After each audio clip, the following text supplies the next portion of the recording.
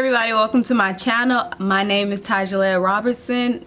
Some of you guys have seen these type videos or been to my channel before, so you already know. But today I want to talk about hearing God's voice. I know that in some of my other videos I'd say like, oh, you know, and I felt like God was saying to me da da da, or you know, for some of us, I know we hear people say that sometimes, like God told me or God said. And so I know in my experience when I was first getting to know God, it was like I would hear people say that and I'm like, somebody tell me, what does that sound like? Like, what is God, how do you know? So that's what I want to get to today. I'm hoping that what I explain is clear enough where it's like you can really understand what I'm getting at and what his voice does sound like or might sound like for you, because God does speak to us differently and in different ways. I'm going to share with you how the ways he's used to, or how he's spoken to me, the ways he's used to speak to me, and also like a little example for each that I could think of really quick, because yeah. What do I want to say first? Okay, so first things first. So I'll just go through a few ways that he speaks to us, and then also a few ways that could be the reason why we're not hearing him, because God is speaking all the time. Even if you are not so close with him, he's speaking, like he's saying something. He's trying to get through to you. You need to find a way where you're recognizing his voice so you can hear him, or you're, you know, doing what you have to do to be able to more easily identify. And ultimately that is having that desire to know what he's saying, because there's no special traits or characteristics you need that to hear him. You just have to be willing to listen because he's speaking. So yeah, I'll get to that, because even before, yeah, I'll get to that. Anyways, what I want to say first, so the first way that God speaks to us is through his word. That is the Bible. A lot of people I hear will say that they have a relationship with God, but they don't read the Bible. Now, I was that person, so I'm not going to knock anyone and say that you don't have a relationship with God, but I question, how do you know what God expects of you? How do you know? Like, how do you really know some things that he would be proud of, not proud of, telling you to do, not wanting you to do, pushing you towards, pushing you? How do you know certain things? If you don't read the Bible. So I'm going to really quickly touch on my experience when I had that relationship, because someone even tried to tell me as I was getting to know Christ, like, oh, you know, like you're not saved because you don't read the Bible. And I'm like, well, you kind of negate my whole relationship that I feel like I have with God, because I was praying every day. I was talking to him every single day, and I didn't open no Bible though, because I'm like, I don't understand those words in those book, and you know, that book. This is before I had got a hold of the NIV and it was more clear. But yeah, I'm like, I do not understand. So I didn't open no Bible, but I did talk to God, and even me now today, when I look back on that, I know that the feelings I would get, he was speaking to me, and it's like, back then all I could say was something in me, like I just felt, but it's like today I can confirm that was God saying something to me. I just didn't know him like that, so I wasn't aware that was really him speaking to me, like, or saying something to me. But yeah, I definitely had a relationship. So with that, all I could do, if that is you and you're like, I don't read no Bible, all I could do is pray for you, because his word is very important. His word says that his people perish for a lack of knowledge. So if you have never opened up his book, I could just pray for you, because there's so much in there that really will help guide you in your life, in what he has for you. So I was missing out on a whole lot not reading the Bible, a whole lot, like, Lord. So I encourage you to open up your Bible and get to know his word. That is going to be the primary thing. And some things that people say too is that they believe in God, they have a relationship with God, but they don't believe in the Bible because it's written by man. It is written by man. It is God breathed though. So our faith in him believes in the fact that these people are speaking the word of God. And I can even confirm that, not that I can actually confirm it, but it's like, I'm not going to negate it because God speaks to me today, and I write down things today that God says. And it's no different from back then when God was dropping things in their spirit to write when they were creating the Bible, or when they were writing things that ended up being put together as the Bible. Even when you go to church, God is speaking to you through your pastors. The only difference is it's a verbal form of communication. But imagine they took that and they put it on a web article or a blog article. It's the same. What the apostles that were living during that time did, people took it and they put it together and created the Bible. So yes, I do believe, because it says it in his word, it's God breathed. So that's the number one blockage. If you don't believe in his word, that's all I can say. So that you have to believe in his word. And I'm going to go to the next thing.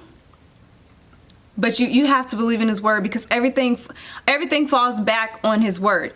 Because sometimes he'll speak to you through a person or through your spirit, and it's like you have to match it with his word to even be able to confirm it, because God will never speak against his word. And that's why some people are like, no, like I feel like God told me that man is my husband, even though he got a wife right now, so I'm gonna go and talk to him. God is not telling you that somebody else's husband is your husband. That is not what he's saying. And if you read his Bible, you know it. You don't even got to read his Bible to know that. But if you read his word, you will know that that's not something he will be telling you. So it's like his word that he puts in your spirit, it's not going to go against, it's not going to go against the word that is in his actual word. So one is get to know his word. And I would encourage you to start in the Gospels. I personally started in Matthew, and I did it in order like Matthew, Mark, Luke, John. Is that what it is? I think. But I started in the 4 Gospels. I think those are really good to start with, because it builds your faith in understanding like who Jesus is and what he did while he was here, and just the purpose of his life here on earth, and what he did for us when he left, when he was sacrificed. So yeah, his word is number one. And everything is always going to come back to his word. So that's why I wanted to say that first. Secondly, prayer. God speaks to us in prayer, or we get to know his voice the more we're spending that intimate time with him. Prayer is such an intimate thing. The word is important because as you grow in your relationship with God and you get to know his word, you can begin to pray the scriptures. And so I'm going to give an example of that, because I've started doing that not too long ago, and it really changes the game, or it really has changed the game for my prayers. For example, I recently went on a trip to Miami, and I signed up because we did it through a travel agency. I agreed to this trip last year. This was me fresh out of college, so I'm like, yeah, I'm traveling everywhere, right? I agreed to it, and so as it was getting closer to Miami, it's like, God, it was like the closer it was getting, the more money I was needing to spend for, like, I had to realize, like, oh shoot, I gotta buy clothes to go out there. It's like, I don't want to go out there with old clothes, but then it's like, and then it's like, when I get out there, I gotta spend money. How much money am I spending a day while I'm out? And that all started to overwhelm me, and I was literally like, God, I let him know how I feel. I feel very overwhelmed, the amount of money that I'm having to spend on this trip. And then the thing is, God didn't force me to do this trip. So it's like, okay, God, you know, like, forgive me for mismanaging, not managing my money responsibly. Like, forgive me for that. But back then, when I signed up for or agreed to the trip, I wasn't thinking about money. Like, I wasn't being mature, responsible in how I dealt with money. I was just like, we going on a trip, that's what we gonna do. So now it's hitting me, and I'm like, God, forgive me for that. I didn't know. Now I know. I want to be more careful from here on out on things that I sign myself up for, because I don't want to be foolish with my money and the things that you give me.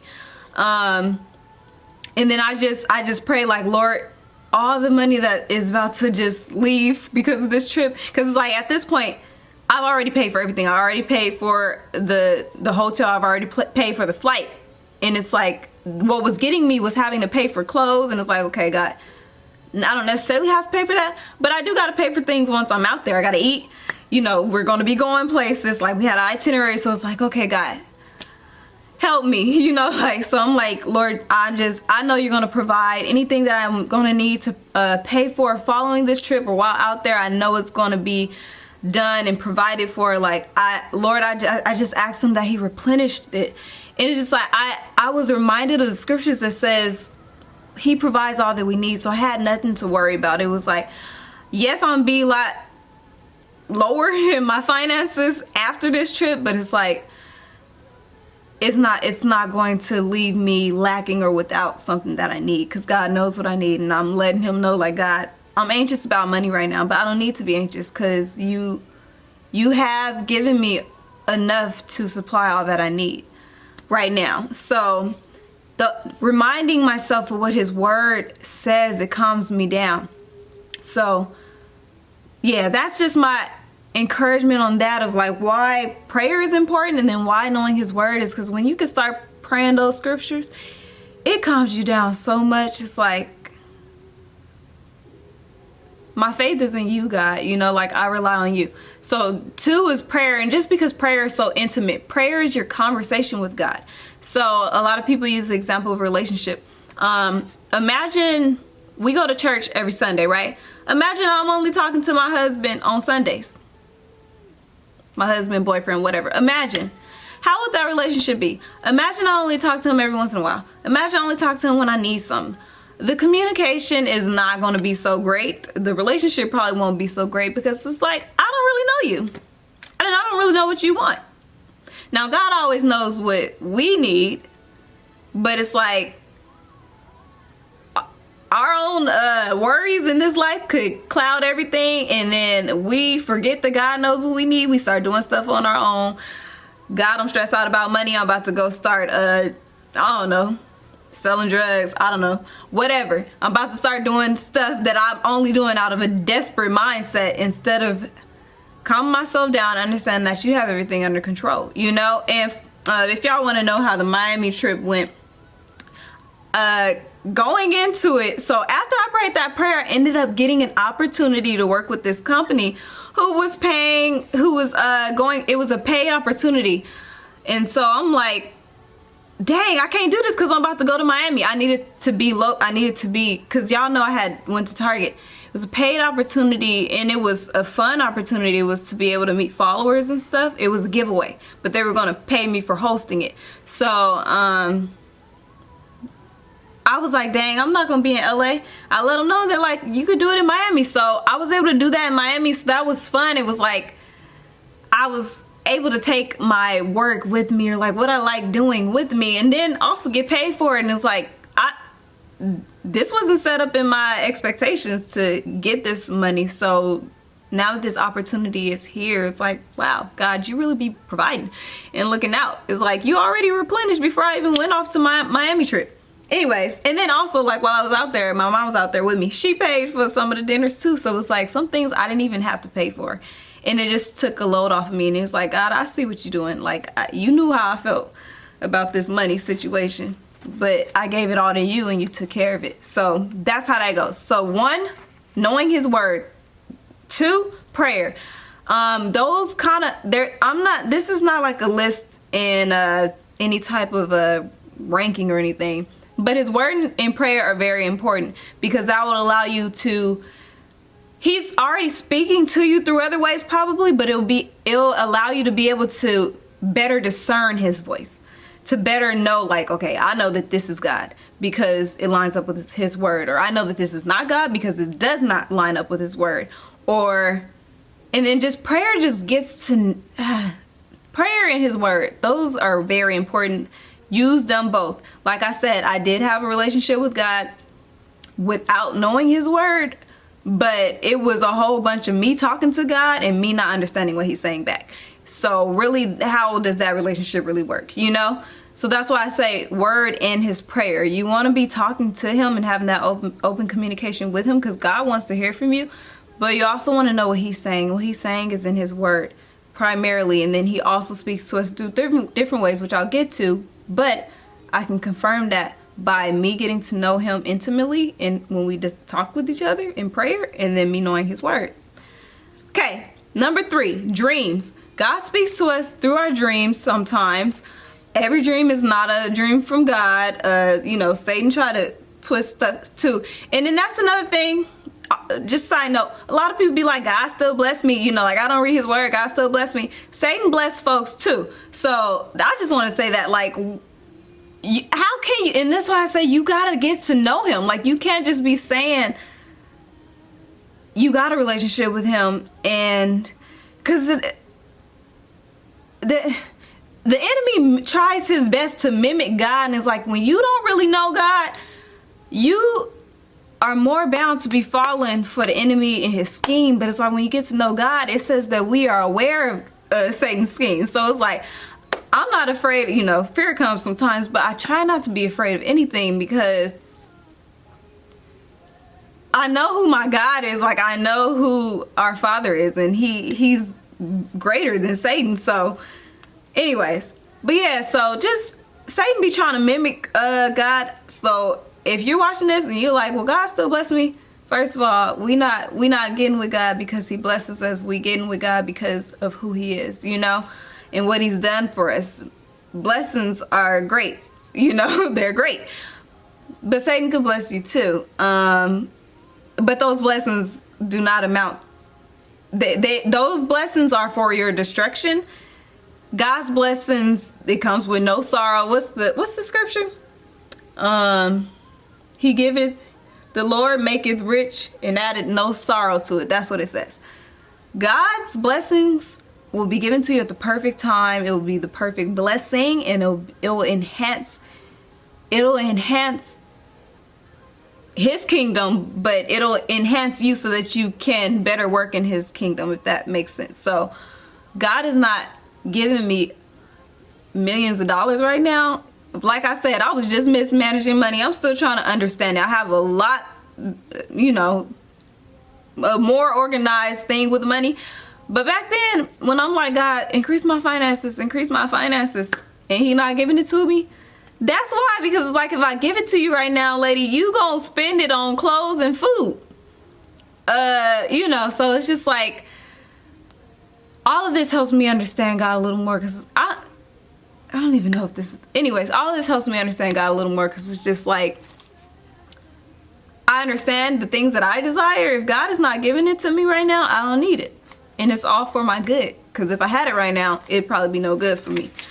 But Satan will try and give it to you right now. So that's why people, you know, like, when you lie to get on a job, God will not require for you to lie to get a job. God will put you in positions that you're not even fit for. So when you lying for a job, it's like, you take